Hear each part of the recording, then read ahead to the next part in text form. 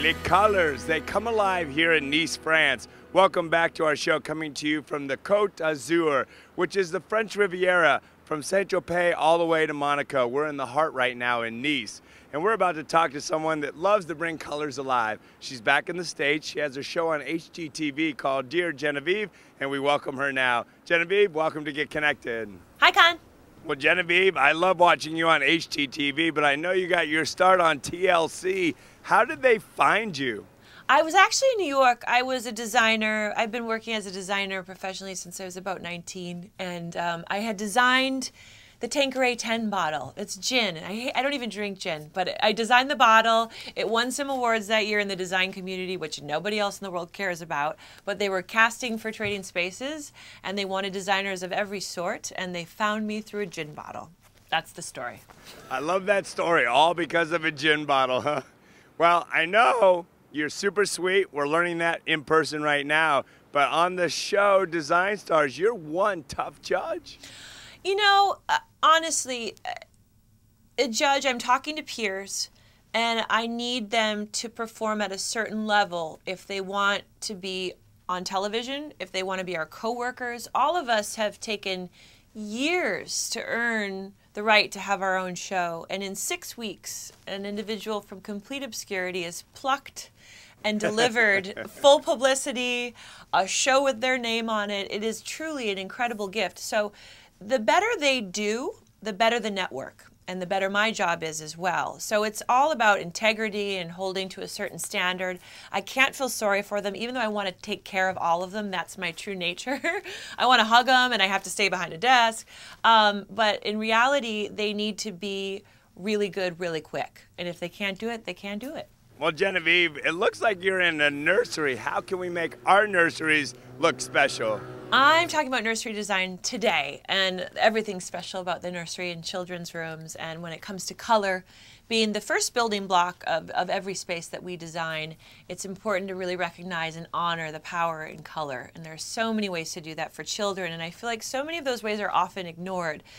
Children can see every color so brilliantly. All the colors that we can't see, they can see brilliantly. So it's important to honor the full spectrum, the full palette. And what that means is having your neutrals, your lowlights, your highlights, as well as your accent colors. Layering with pattern. You see behind me, very classic, timeless pattern of stripes. There's so many ways to do this and really play. So what I'm suggesting is not doing red, yellow, blue everywhere, like every parent wants to do and buy the matching wallpaper set and the border and the matching bed. It's about creating a sophisticated shell. So what you have in your living room can work in your children's room as well. Consider that an oyster shell. You're tempering all the crazy, the colors that toys bring, all the crazy childhood, wonderful celebratory spectrums, and you're tempering it with neutral sophistication, bringing in old pieces. Grandma's old dresser drawer becomes a beautiful changing table.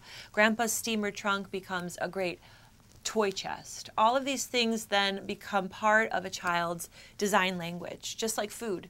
We want to expand their palette so they have this palette to carry with them their whole life. It's the same thing with design, and there's a way to do it really healthfully and very thoughtfully. And very smartly. I love the choice of words you use there. Well, thank you. I think, you know, now, as opposed to maybe when I was a child, there are so many more responsible ways to design and decorate a child's space. And the first one being color, of course, which I mentioned. There's a way to do this without causing irritants or pollutants, no VOCs. And when you have asthma or allergies, like I had both as a child, this is especially important. Valspar Plus has introduced a new paint, which is the first paint to be certified by the Allergy and Asthma Foundation of America as friendly for all of those who suffer. No VOCs, no irritants. And then when you bring a little baby into a fresh new room, you want nothing to irritate them. They are so sensitive, from their sheets to the throws to their toys to the paint on the walls. And you certainly would know. Didn't you suffer from asthma when you were a child? I did, and I have a 3-year-old myself. So it's something that I was particularly scared of when I brought her home because I thought she could inherit that gene, which she did. So to have these mediums available for me as a designer for everyone else and as a parent are really, really wonderful. Well, you know, Genevieve, I only know about 5 colors. I'm a dude. We know like black, red, green, blue, and maybe yellow. But when it comes to hair, I know what highlights, lowlights are, but what does that mean in paint? It's just like hair. So you have your base color, your neutrals, and every single color in the spectrum, from red to yellow to green to purple, they all have a neutral version of themselves. And that's where cream and color meet and create a very light version, which we call neutral. It's safe to most people. But when you layer neutral upon neutral upon neutral, it stops being safe and it starts being boring. So you need to bring in the grounding lowlights, the blacks, the charcoals. And this can be done on the wall. It can be brought in through the contents of your furniture and fabric. Your highlights, of course, are the brighter whites and creams. And then your accents, the power hitters, the power punch. Like behind me you have the green and white, which is a big, bold layering pattern that's classic, timeless, forever. Genevieve, given all your well-deserved success, what advice would you give to the rest of us living out our dreams? You know, as far as going for what you want, Yep. I think it's being open to the unexpected. I never thought that television was where I was going to be. I didn't strive for that. Design has been what I do and what wakes me up every morning. But when you're passionate about something and you found that, open the door to all the possibilities, because they may be more brilliant than your plan. And Genevieve, what's a good resource to discover more about these colors?